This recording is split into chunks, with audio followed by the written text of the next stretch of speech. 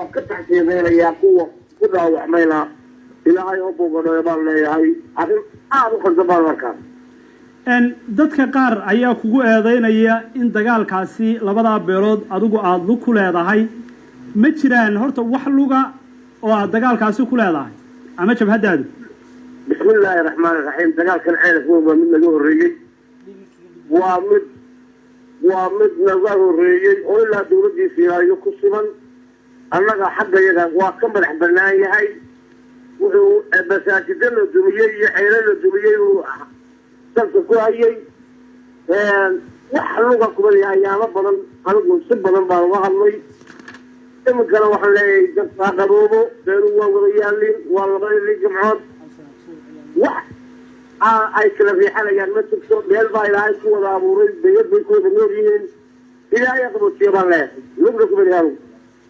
ترى مركز أنت هسه كتجنا عرفوا واحد شرتا وان oday dhaqameedku ay wadaan oo u dhaxaysa adiga jabhadaada iyo xukuumadda Soomaaliland odayaashii way ku yimaadeen bal wada hadalladaasi xaggay marayaan hadad bulshada u iftiimiso bismillaahir rahmaanir rahiim waxa weeye odayaashii bayaan madax dhaqameedkii bayaan guddiga garxashada ku tirtay ruuxaasi salaad ku tirtay salaadiin baa ku tirtay boqorraa ku tirtay waxaan isla qaadanay in la taliyo lagu wada hadlo waxaan isla qaadanay in xabadkoodin la sameeyo wixii faahfaahinaya qodobadii heshiiska iyo barnaamijyadii waxaan ka hadlayay iyagaan u dhibay muddo iyo waqtina waa qabsanay waana ku sugaya taliye waxyaabaha aad u dhiibtay ee aad codsatay maxaa ka mid ah bismillaahir rahmaanir rahiim marka kaaga warrabo odayaashaydii laasida miiska wada hadalkay geynayaan madaxweynaha geynayaan waxay ka soo baxana waa sugaya insha allah adigu ma waxaad ku celcelisay odayaashaydii taasi sidaa markii hore ma beel ahaan baad u xanaaqday mise jabhad doonaysay inay Soomaaliland oo dhan arinteedu ay saameyn ku yeelato baa tahay ma beel baad matalaysaa adigu markaad odayaasha soo dirsatay iyada taasaba ka yaabin waxa weeye dalka dabadu meel kasta oo lixda gobol ee Soomaaliland oo ka jirta way wada joogaan saraakiil iyo madax iyo siyaasiyiin baa way leeyihiin waana ka midaysanahay arrintaa dalka oo dhan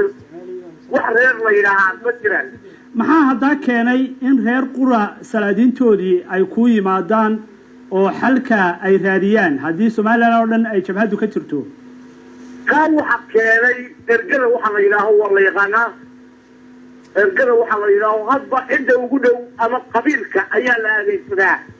siyaasadaha dalalka ka jira marka geeska Afrika maanta ka jira marka haddii lagu soo noqoto cid kasta taasi way dambaynaysaa aqliga badan ee qorshaha badan marka la helo qofka iyo bulshada waxaan ka kacdootay marka la helo ciddii lala wada hadli lahaa marka miiska la yimaada way imanaysaa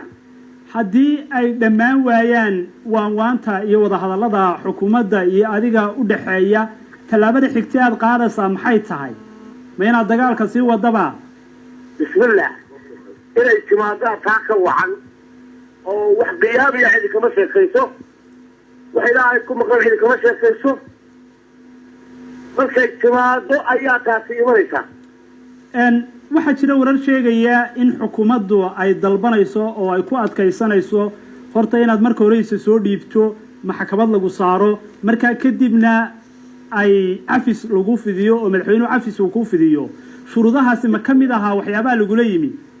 bismillaahir rahmaanir rahiim ka hor dhici maayo arrintaa ninka hor dhacaya miihi adiga sidaasaan su-aal kugu soo xesho madaxweynaha iyo maxkamadaha adiga miyaad xog u haysaa dhab ah